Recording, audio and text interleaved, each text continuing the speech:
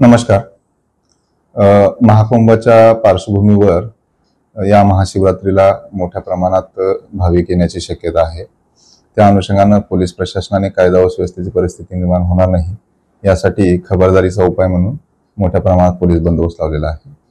त्याचबरोबर दर्शनाचे ये आणि जाचे जे रस्ता आहे तो वेगवेगळ्या वाटा ठेवलेल्या आहेत आणि त्या ठिकाणी कुठल्याही प्रकारची चेंगराचेंगरी किंवा कायदा व सुव्यवस्थेचा प्रश्न निर्माण होण्यासाठी स्ट्रॉंग बॅरिकेडिंग करून घेतलेलं आहे.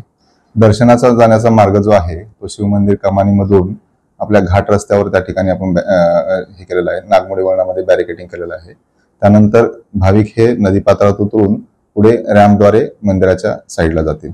या बंदोबस्तामध्ये 2 ACP दर्जाचे अधिकारी आहेत, त्याचबरोबर 7 PI दर्जाचे अधिकारी आहेत, 37 API PSI आहेत आणि जवळजवळ 350 ते 450 लोकांचा पोलीस बंदोबस्त लावलेला आहे. महाशिवरात्रीमध्ये दर्शनाला येणारे जे भाविक आहेत त्यांनी वाहनांचा उपयोग न करता त्यांनी मंदिराच्या जवळ यावं.